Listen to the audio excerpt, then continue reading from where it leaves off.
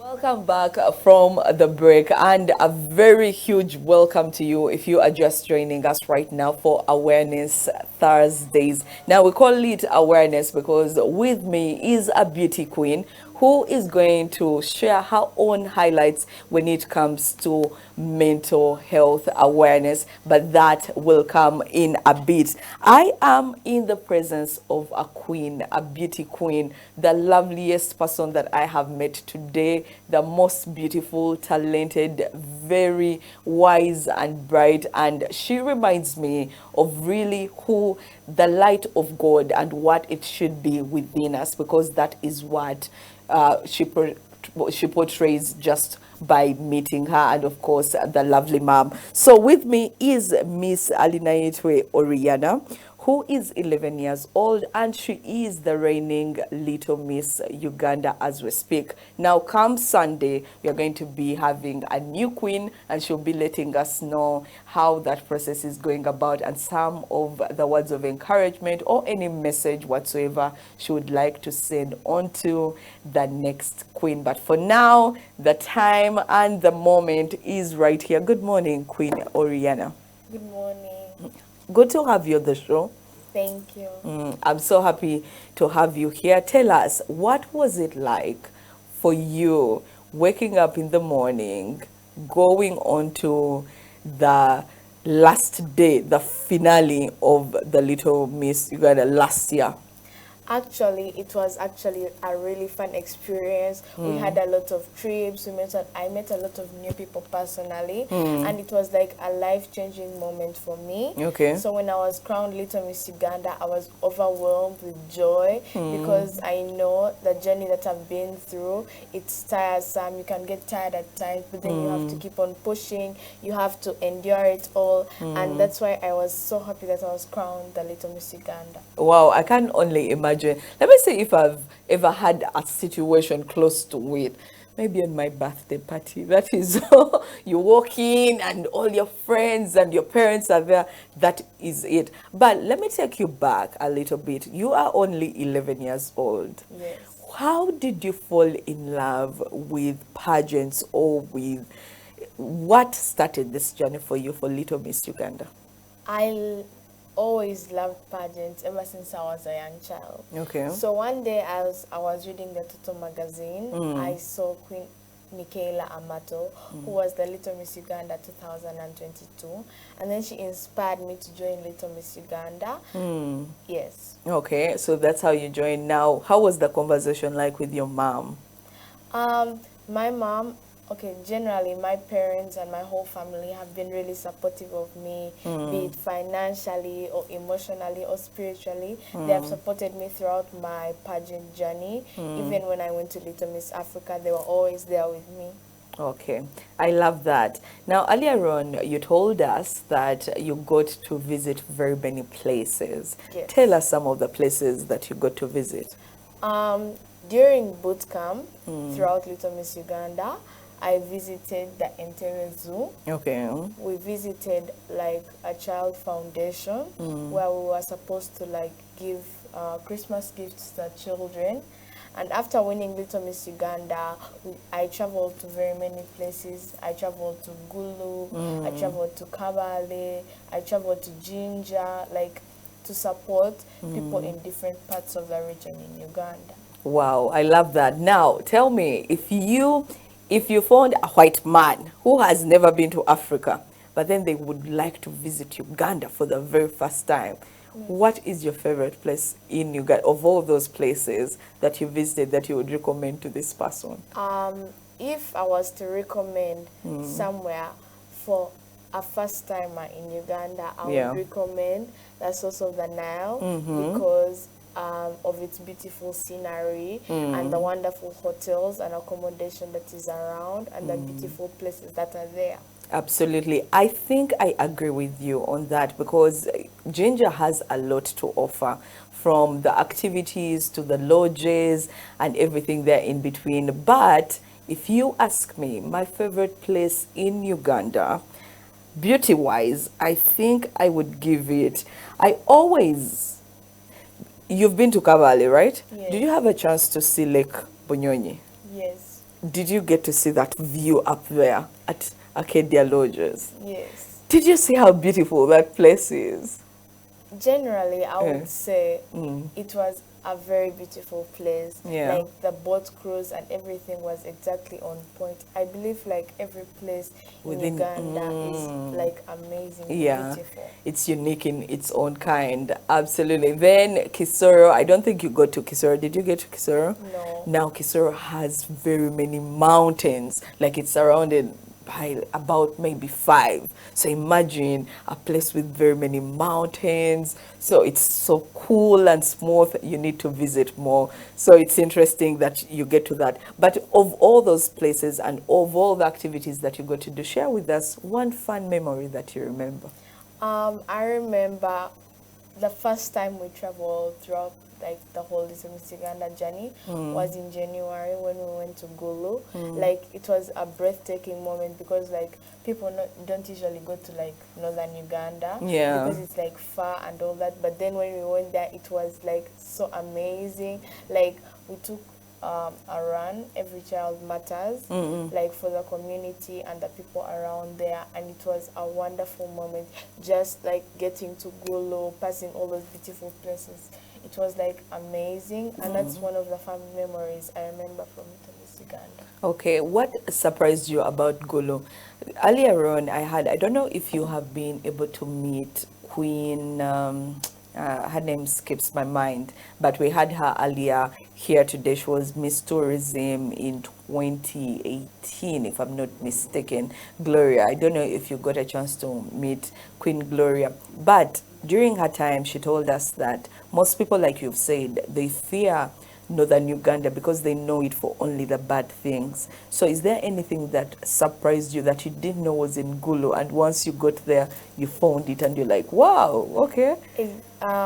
Actually, it is true that most people fear northern Uganda because of the bad things that happened there. But I believe that people there also suffer due to this, like the rebel attacks that Yes. have been going on in the past. But then they are also like, trying, and like their hotel industry has developed very quickly. Yes. And it's like the places are so beautiful. Like although like the sun is like scorching a lot out there because it's like on a higher altitude, Yeah. the hotels are very beautiful. Like the management is always perfect in northern Uganda. Oh, wow. More than Kampala. Yes. Banange, we need to pull our stockings because the Queen is saying our service is not as good as we think it is. That is quite interesting. Now, I want to know more about you. Tell me one thing you've learned about yourself this year being a queen. What have you learned this year during your reign? One thing I've learned this year during my reign is that we need to always go back to our roots no matter how far we come, because east or west, home is always the best. I've loved the fact that our theme for Little Miss Uganda this year is proud to be Ugandan, and indeed I am proud to be Ugandan because it is something that all of us should be proud of because it's what groomed into the people we are today. Right. So you say, let's go back to our roots. Tell me a little bit about your roots. So, I am a Muchiga, Okay. and I come from Bara. I go to school at Parenting Uganda, Bara campus. And back there, it is the land of milk and honey. Oh, yeah. So it's like milk every single day, and it's like it's what energizes us. And our religion, our cultures, and our foods. Well, we wear like traditional attire, and it's like this a suti. We have different tribes like the Bakonjo, the Banyankole, the Bafumbira, all in Western Uganda. Yes, one of the most beautiful places the Western Uganda is. But then you talked about the food. Tell us, when you went to your roots, what is the food that stood out for you most? Like they always say, they call it kashabwe and kalo in Western Uganda. I love kalo, my It God. is like a wonderful delicacy and it's It very is. delicious. It is. Okay. Me and Oriana, we are going to be friends because if we can agree on the best food, then we are at par. Absolutely. So I love that you love kalo. We are twinning. Yeah. Now, anything else, especially within your region that you have learned, let's say from the adults there or the young people there, and why do you think that most of us, we are not proud of where we come from? Most of us are not proud of where we come from, I think, is because maybe of our skin color, because mostly we are influenced by the Western culture. Right. And then we all like, oh my God, why am I black? Why was I born here? And all that, because like I want to do this. I wish I was born in Asia. I wish I was white. But I want to tell you that being black or being white, it's all a blessing because we are all like from God. And I believe that we should be proud of whoever we are. Amen. Now, when you look at the Kabaka of Uganda, he rarely laughs. Yes. Yeah, they are taught to be tough. Yeah, you know, like laughing is a sign of weakness. Is it the same thing for Little Miss Uganda? No, Little Miss Uganda is exactly the opposite because Little Miss Uganda is like smiling is not a weakness because it's what you do every single time. Okay. Because you have to show compassion to the other people who are less privileged. Okay. And in that, so what do you do to keep that smile on? What do you do for fun? And later on, you'll be sharing who makes you laugh the most. But for now, what do you do for fun as a queen? As a queen, like I enjoy swimming. I enjoy like dancing because that's like what we do in Little Miss Uganda. We develop our talents. Okay. And it's been like a breathtaking and wonderful journey. I can see even when you're talking about it, you stare into the black and you're like, I can't believe I have to give this crown in. Are you ready to to give the crown? Because the crown can be nice. Remember when you have a crown and a sash, anywhere you go, they can open for you that door. So are you ready to give in? Okay, I'm not exactly like giving in my crown and sash because okay, like You're I'm forever a handing- queen, I understand. I'm handing over like Little Miss Uganda 2025, 2026. But that doesn't mean like I lose my sash or my crown. Like I give her her sash Okay. and her crown. But I am ready to hand over because I believe that everyone also deserves an opportunity to become like a leader and like have their own impact in the community. And what Queen Gloria told me that I didn't know, that you are forever a queen. Just because the year has ended, it does not mean you're now called a former queen, right? Once a queen, always a queen. Always a queen. All right, I get to learn that. So who makes you laugh the most? Whose company do you enjoy? Don't fear because your mom is around. You can say anyone. Actually, I enjoy my older sister's company the most because she makes me laugh even on the toughest days, and she just knows how to like solve every problem. Toughest days. Tell us what a tough day for Queen Orianah could look like. A tough day for me could be like, okay, when I'm having like my own like having trouble balancing like in my education and then also pageant part, Yeah. because it's like overwhelming and sometimes you're like, why did I ever like join Little Miss Uganda?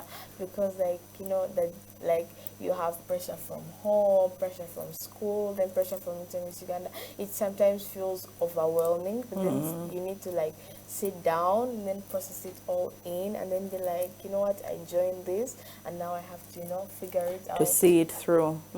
Now, before even you tell us how you've been able to manage, as a queen at home, do you still wash dishes? Yes, I do. Why? Don't you tell mommy I am a queen? Queens, we are supposed to just give out work. We are not supposed to get our hands dirty. I believe that being a queen does not make you any less of a normal child like other people. Okay. In fact, it gives you a bigger responsibility. It doesn't weigh any other responsibilities down. Because aside from a queen, I'm also a child. I'm also like You're a people. daughter, It a does, like, just sister. because like I'm a queen doesn't stop me from going to school. Doesn't stop me from like living in my parents' house. So like I still do the dishes. I still go to school, do exams and all that like every other normal child. Okay. I like that your parents have been able to raise you in order to acknowledge that you know what, I could be this. It's like for us adults, they tell us it doesn't matter that you're in front of the screen. When you go back home, you have responsibilities. So it doesn't matter whether you are a celeb, you have fame, no one cares. At home, you're supposed to be a parent. For me, I have nieces and nephews. So for me, when they see me, they don't see a presenter. All they see is an auntie. They're auntie. They don't care about TV. So I like that you embrace that. Now, I wanted to ask you how you managed to balance out your life in school and then also the pageant roles, especially that you actually go to school in Barara, which is far from Kampala, and yet some young children who need you may be in Kampala. So how are you able to balance it out? Um, I believe in scheduling my work as well as time management because there are some things which are not as important as others. Okay. Like, for example, if I know that I have an exam on this day, but then, like, my school has been really supportive. So if, like, they understand that, like, I can redo the exams later, I can, like, go for this function, and then later when I come to school, I do the You notes see and it. do the exam. Now, if you could describe Little Miss Uganda in 3 words, what would they be? I would say it would be extraordinary. Okay. It would be very fun and very supportive. Now, what do you love most about being a young girl in Uganda who has had the chance? Because, you know, it's a blessing that you have seen Uganda in those many parts as you have seen. There are people who grow up, let's say in Masaka, and they've never left. All they know is Masaka. They've never been to Mbara. They've never been to Kampala. All they know is that small village. So for you as a young girl growing up in Uganda, what have you loved most about that? I love the fact that every Ugandan girl has like the opportunity to dream because when I joined Little Miss Uganda, I've always wanted to inspire other girls, other children to dream big because I believe that no matter how small you are, no matter where you come from, as long as you have a dream, as long as you have a goal, you can go for it. I also love the fact that every Ugandan girl is like has their own personality. It's not like forced to be in a specific personality to like fit like the society. Yeah. Growing up, I grew up in a family that really, when it comes to media and you wanting to be reading news on TV, they're like, no, we want doctors, we want what? But well, while you were speaking, I remember that my mom allowed us to dream. So I had very many dreams before. I wanted to be an actress. And then I wanted to be a writer. Everything that you're doing here. Then I wanted to be an air hostess. Then so I changed with time. I was constantly changing, but my mom helped me to guide me on that journey. So again, just like Queen Orianah was saying, if you are a young girl out there, do not be discouraged that you are too small in your class, you're the shortest. You have that dream, so realize it. What is the dream for you though, before we continue? My dream is to become like a humanitarian for mental health awareness. I want to like do more on pageantry when I grow up. Okay. I also want to be like an author. Okay, I've already become an author, but then I want to author like more books. More books, okay. I want to become like an actress and a host. Okay. Oh, wow. Pretty soon I'll be handing over. Me, I'm ready to hand over to you. Once you are ready, you just let me know. I'm ready to hand in and give you. Now, you keep on talking about mental health. And I wanted just to remind people now, she does not only wear one crown, she wears so many. Not only is she the reigning Little Miss Uganda, she's also the first runners up for Little Miss Africa. She's also a humanitarian Queen Africa. She's an advocate of mental health awareness among children, and she's also the author of The Unseen Battles. And this is a conversation that I want us to have.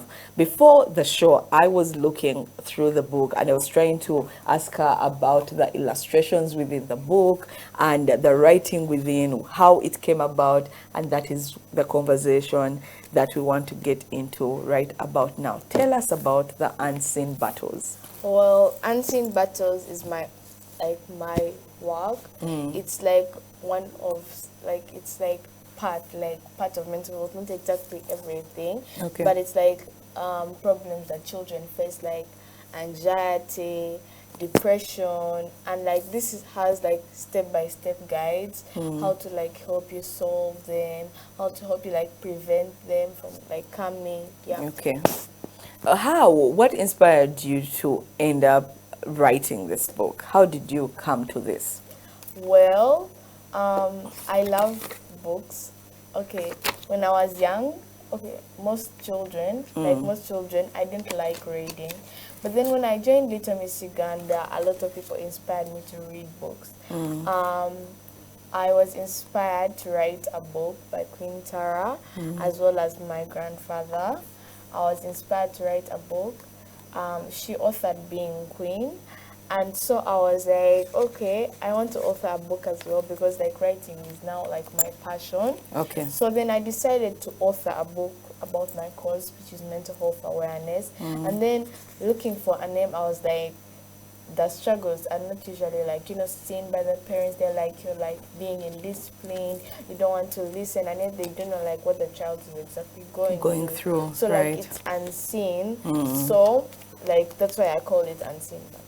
Okay, but then why choose mental health?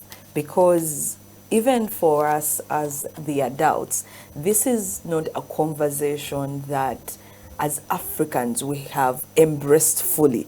We are just learning of it, that people actually get to struggle. But growing up in Africa, it feels like you're supposed to be strong. And for men, it is 10 times worse. I don't know if this is a conversation that you need to know, but for men, it is worse. Boys, they are not believed to cry, to be allowed to cry or to break down. So for you as a young girl in Africa, a nation or a continent that is just coming on board with this whole mental wellness and awareness, how did you select this to be your cause? First of all, in the beginning, mental health was not something I was passionate about. I was like, more like empowerment, education, like the common stuff. Yes. But then when I was like, looking for stuff, I saw something about mental health. I was like, okay, let me read this. So then after that, I realized that it's something that's like, different. It's something that is not like fully like embraced yet. So if I can like help people to embrace it, it will be like something that I have done like for the community, and it will be something good, because like we'll have like brighter children, like we'll have children who believe in themselves more, like because they no longer have these like side struggles which they are dealing with, especially like the teenagers, like children like in the ages of 10, 5, like growing up. Yes. They have a lot of these challenges which they don't even know about, which they can't even speak about. I've read a lot of books. I read A Lunatic Sanity. This is where like a child, like a person generally, is in the community, like, and they don't know that they are like running mad, or they don't know that they are facing these struggles, but then they think that they are like not insane, they think they are sane, so that's why they call it A Lunatic Sanity. Okay. Wow, I am learning so much right now. And I've been looking through your book. You tell a story of a 10-year-old Emma, who is bright and a curious student who loved learning new things, but despite her enthusiasm, Emma struggled with anxiety. So I've seen you talk about anxiety, you talk about trauma, you talk about, and trauma is a big one because we all come from different backgrounds, our childhoods are different. So when you meet people, how do you identify that this could be a reaction from a traumatic experience? So let's say, for example, you've been knocked by a car. You are in a hospital for 3 months. After that, like, you're now fine. That's what people think. Like, you're fine, you're admitted, like, you're done from the hospital. You Yeah. come home. Like, your traumatic experience will be that you were knocked by a car. So every time you see a speeding car, every time you go on a road, You go back. like, everything just flashes back to the time when you were knocked by a car. You start hearing wheels screeching, and you're like, your whole mind goes blank. You start crying, screaming, and people don't understand what's going wrong with you. Think you've run mad without knowing exactly. Now that's a traumatized child, and such a child can't really, be like, she feels out of place in a community. Like, you lose a lot of friends because everyone will be like, I want to go, like, to a party and all that, and then, like, just when you step on the road, everything just flashes back. Yeah. So then you lose self-esteem, you stop believing in yourself. So then, like, what is written in that book is like how to, like, believe in yourself and how to, like, end that trauma that Okay. you've had. So it's like, to prevent all that from happening, like, you just, deep breathing sessions, drink a lot of water, and then you, like, later, like, it won't, Rome wasn't built in a day. So it's like, you won't do this once and it's done and you're like, fine. You're like, it's like a process. It's a continuous thing. There are two other things I want us to talk about. One is drug abuse. And I do not think, but you can correct me if I'm wrong, that you have seen people within your class or your school that are doing with drugs. So how are you able to address such an issue that you have not personally come across? I'm 11 years old, which means, like, I'm in a primary school setting. So usually in primary school settings, there is a lot of, restrictions. Yes. So then in that age, usually children wouldn't, like, go drugs, alcohol. But then this book is, like, for children. So which means they're also teenagers. And these teenagers, like, in most secondary schools, they're not, like, special, like, restrictions for these. Then there are Yes. children who escape from school, and you can't be sure that they're not doing drugs, they're not doing alcohol. We also have, like, early pregnancies, Yes. and that also comes as a result of drug abuse. So that's why I also wrote about it, because I'm not usually exactly dealing with only 5-year-olds, like, primary school students, because there are also secondary school students who are also facing this problem. And the other thing that it's like an epiphany that came to me while you're speaking, and I'm like, this is a book that you don't need to first get there to get the cure. This is the book that you need to equip yourself as a young child. A parent, if you're watching us out there, you need the book, because before your child is in the teen age to be exposed to some of these issues, they need to be equipped way before. Because when you go into a battle already equipped, you are likely to win than to lose out, and then we are looking for bandages and read the book after you're already in the hole. That is smart. Let's talk about bullying. I will confess, Oriana, and for me to confess to a young child what I'm about to tell you can be unbecoming, but let me tell you, one of the things that scare me about having children, you'll be shocked, is bullying. When I see my little nieces and little nephews go to school, I wonder whether they will find love there and no one will take advantage of them. So here I know you've talked about cyberbullying, but let's first look at bullying as a whole, especially the one that happens in school. What has been your experience with that? Personally, like, I've never, like, faced bullying, but then there's circumstances, like, okay, I've met a lot of anti-bullying activists. Yes. Like, when I went for Little Mr. and Miss Africa in Egypt this year. I became first runner-up Little Miss Africa, which means there's Little Miss Africa. And the person who won Little Miss Africa, Queen Sisifo, is an anti-bullying activist. So she wrote an article in that book. She also inspired me to do something about bullying because it's also part of mental health.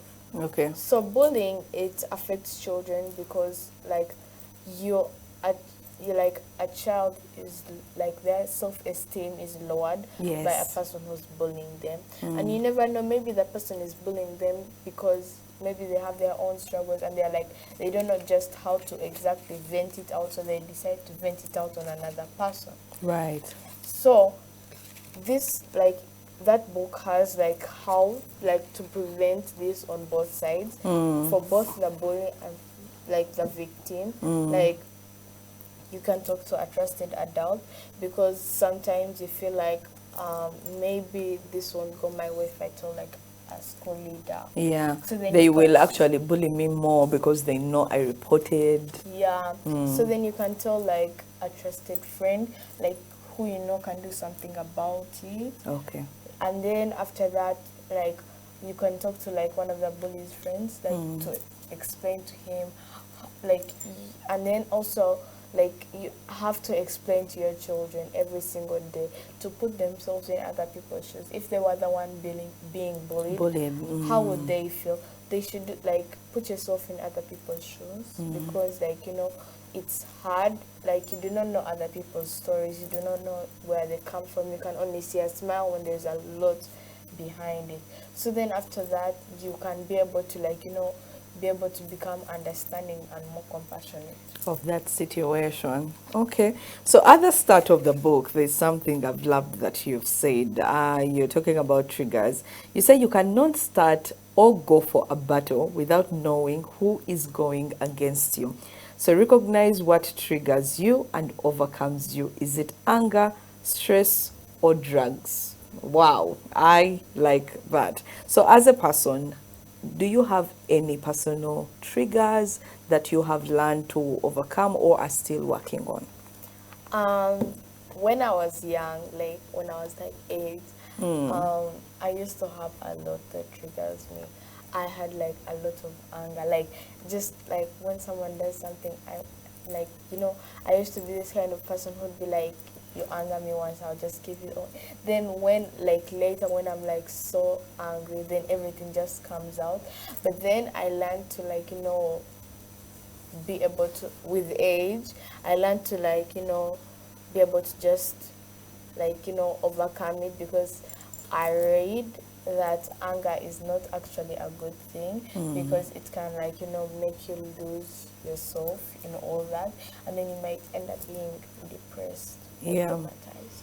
Also, the other thing that I could tell you about anger is that sometimes what you have said in anger cannot be taken back. So however much you say sorry, it doesn't take away the hurtful things that you say to someone.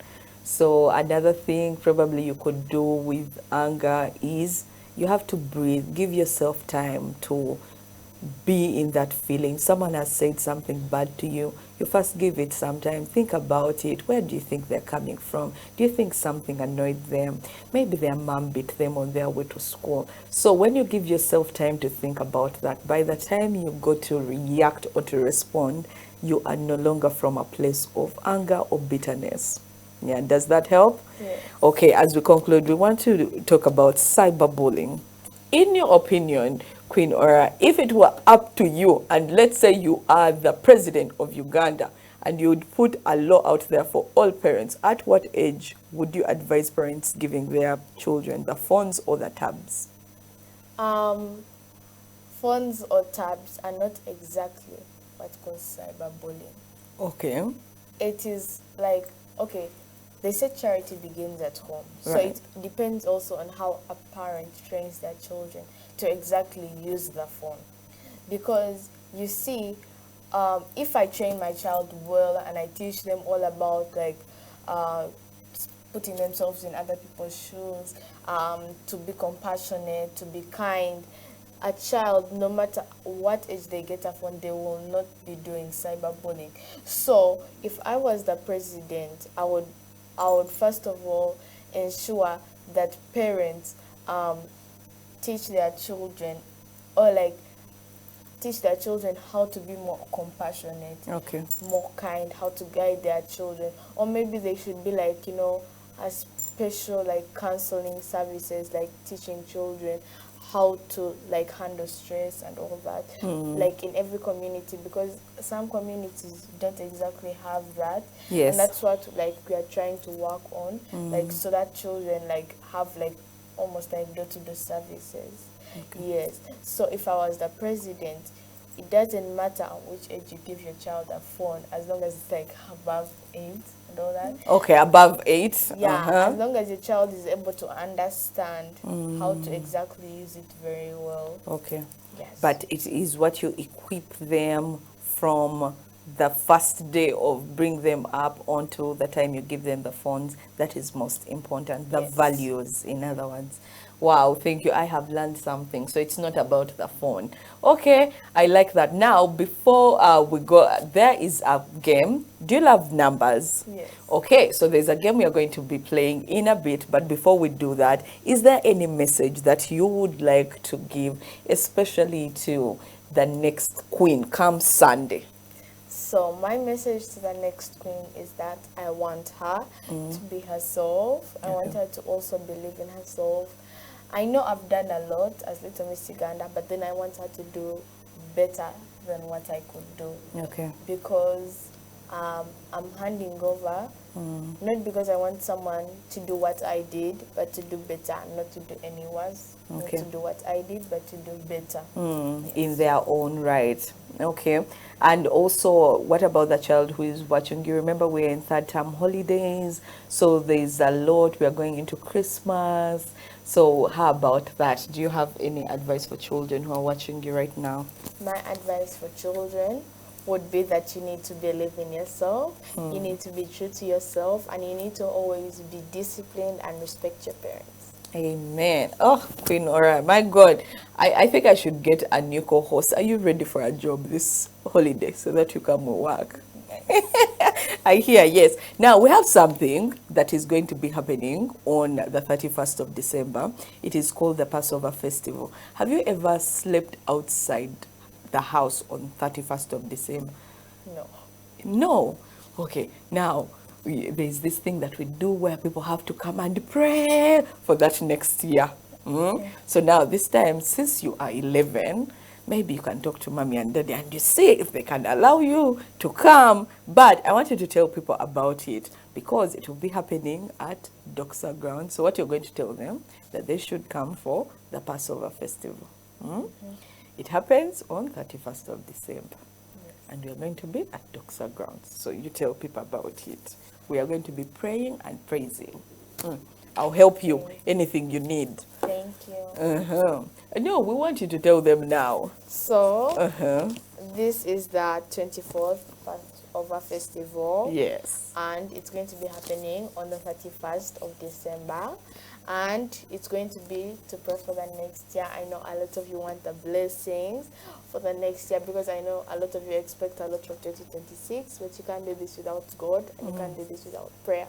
So I always say that Jesus once said, "You are the light of the world, like a city on a hilltop that cannot be hidden." And this was the theme for my school this year, from September to September next year.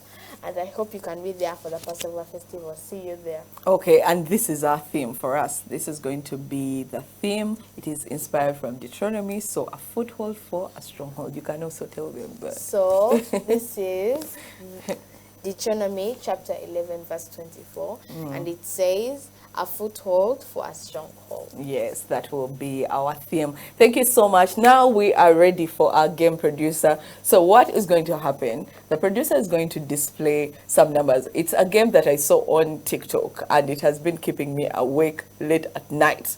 So you are supposed to say the number in the box as you see it, but as per the beat. So he will increase the volume so that you get to see the number, and then you follow through. You say the number as per the box, right? Okay, so he's going to display it.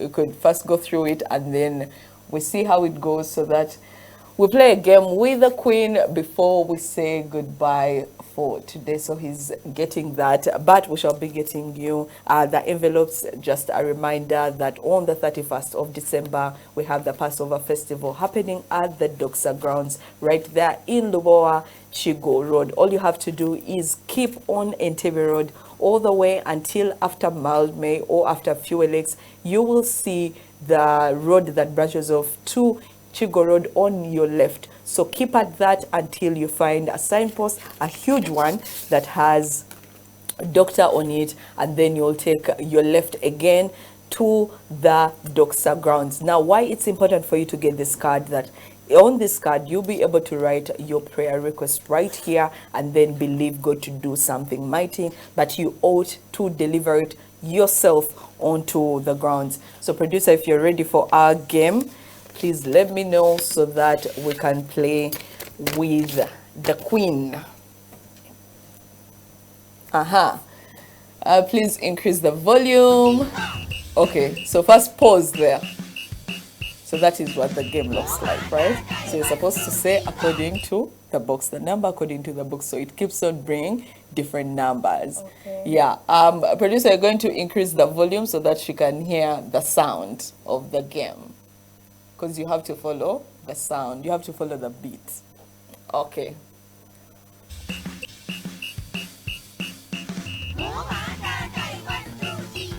Go.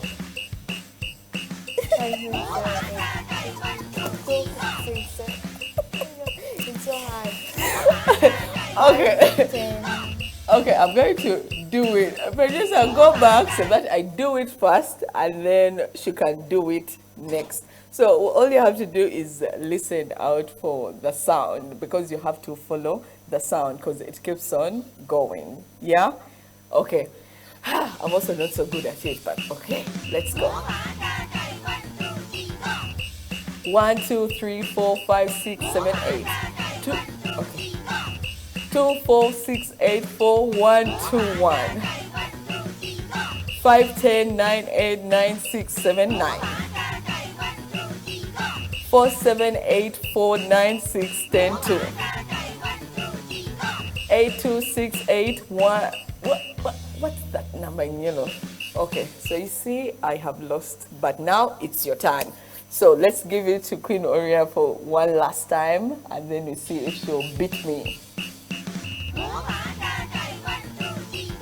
1, 2, 3, 4, 5, 6, 7, 8. 2, 4, 6, 8, 4, 3, 2, 1.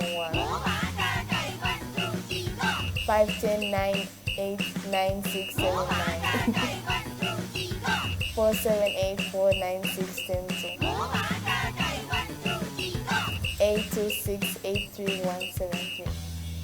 In my defense, I cannot see far, so that is how you've managed to to beat me. I will not allow. Queen Orianah, it has been an absolute pleasure to have you right here on Wide Awake. I have enjoyed meeting you and having this conversation with you.